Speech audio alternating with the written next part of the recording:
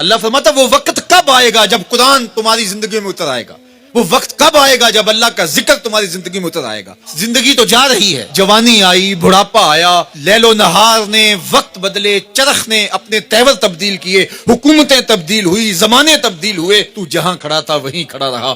40 سال عمر عزیزت گزشت، مزاج تو از حال طفلی نہ گشت.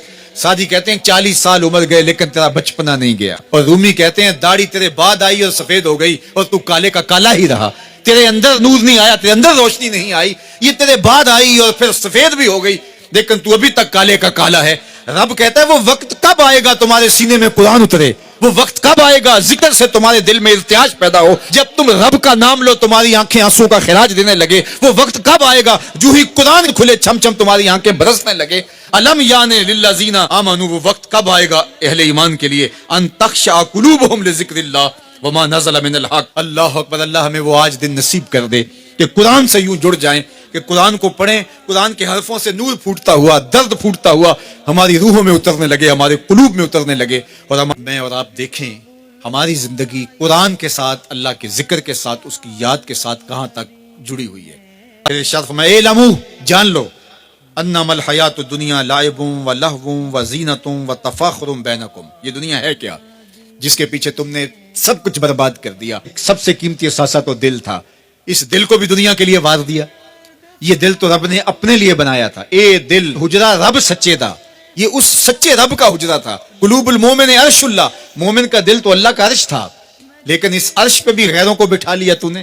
جو تخت اس کا تھا، جس تخت پہ اس کی تجلیات کا نزول جلال ہونا تھا، اس دل پہ درہم و دینار اور ڈالر اور پاؤنڈ اس دل کے اوپر بٹھا لیے. یہ دل کے اوپر بٹھا لیے. یہ دل تو حجرہ رب سچے کا تھا، تو نے اس دل کو بھی اجاڑ دیا. تو یہ دنیا جس کے لیے تو نے سب کچھ کیا ہے کیا؟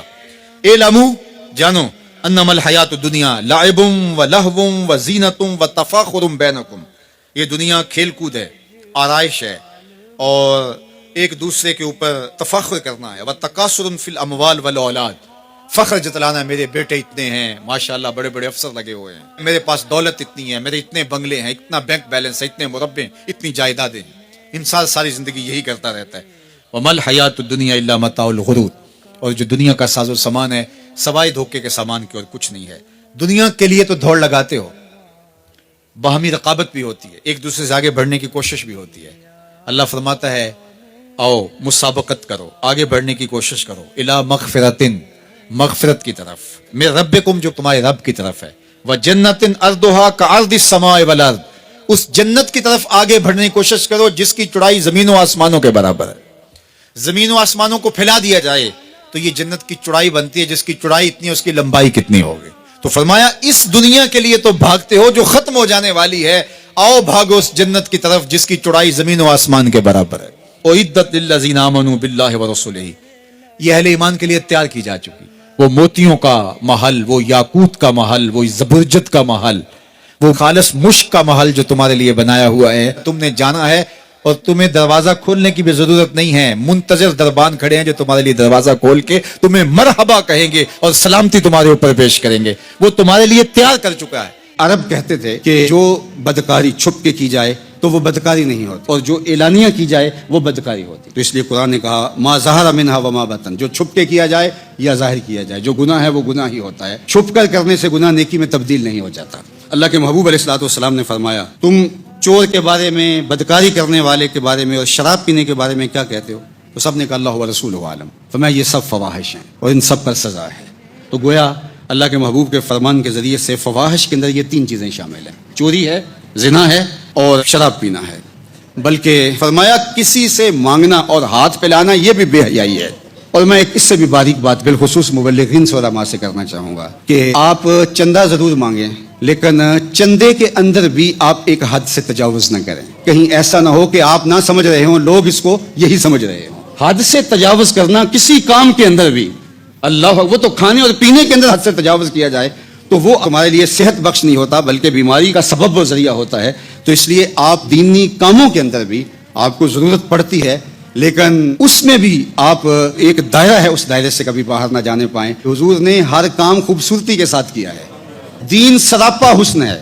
اگر آپ کو کسی چیز کے اندر قباحت دکھائی دے کسی چیز کے اندر کراہت دکھائی دے، کسی چیز کو دیکھ کے گھن آئے، کسی چیز کو دیکھ کر طبیعت کے اندر تقدر پیدا ہو اور وہ چیز نام دین پہ ہو رہی ہو، تو جان لینا یہ دین نہیں کچھ اور ہے، کیونکہ دین سراپا حسن ہے اور دین جمال کا نام ہے، اور اللہ کا دین جمال سے ہٹ کر ہو ہی نہیں سکتا۔ یہ اچھی طرح سے آپ کو ذہن نشین کرنا ہوگا۔ فرمایا کہ ما ظہر منہا وما بطن، اس کا کیا مطلب ہے؟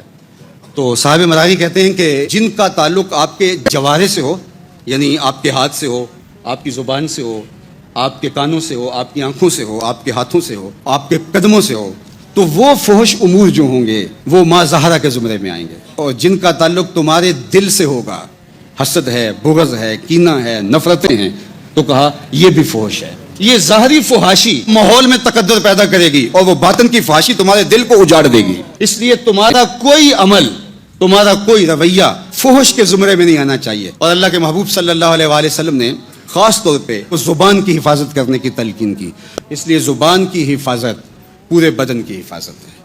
اور اسی طرح وہ چیز جو زبان بولتی ہے، وہ چاہے جھوٹ ہے، چاہے وہ متکبرانہ جملہ ہے، چاہے وہ گالی گلوچ ہے، چاہے وہ سب و شتم ہے، چاہے وہ کسی کی برائی کرنا ہے، کوئی اور ایسا جملہ ہے جو کسی کے لیے ضرر کا، تکلیف کا سبب ہو، وہ زبان پہ نہیں آیا لیکن دل میں وہ گھومتا رہتا ہے۔ تو زبان پہ آیا تو ماحول کو تقدر دے گا، لیکن اگر دل میں رہا اور وہ غصے کی شکل کے اندر، دل کے اندر پیچ و خم کی صورت کے اندر وہ بدکاری موجود رہی، تو پھر وہ باطن کو اجاڑ دے گا۔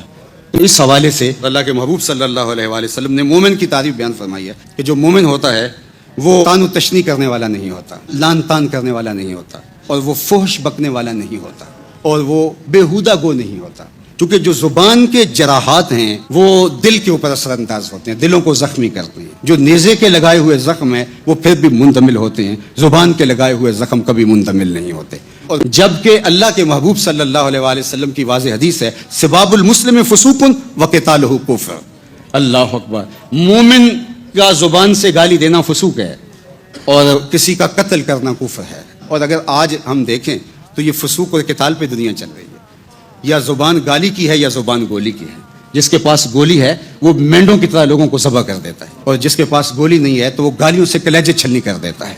ہمیں اپنی زبان کو کبھی بھی بگڑنے نہیں دینا، بلکہ اگر آپ کو کوئی گالی دے اور آپ اس گالی کے جواب کے اندر اس کو گالی دینا چاہیں، لیکن آپ کی شائستگی، آپ کی تہذیب گالی دینے سے روکے اور آپ کے دل میں گالی آئے اور پھر یہاں گھومتی رہے، تو میں کہتا ہوں کہ ابھی بھی تربیت کے لائق ہیں آپ لوگ۔ آپ کے دل میں بھی اس کے لیے گالی کے لفظ نہیں آنے چاہیے۔ حضور میری تو ساری بہار آپ سے ہے، میں بے قرار تھا، میرا قرار آپ سے ہے۔ حضور میری تو ساری، میری تو ہستی کیا ہے میرے غریب نواز، میری تو ہستی کیا ہے میرے غریب نواز، جو مل رہا ہے مجھے سارا پیار آپ سے ہے، جو مل رہا ہے مجھے سارا پیار آپ سے ہے۔ سیاہ کار ہوا کا بڑی ندامت ہے، سیاہ کار ہوا کا بڑی ندامت ہے، قسم خدا کی یہ میرا وقار آپ سے ہے۔ حضور میری تو ساری بہار آپ سے ہے، میں بے قرار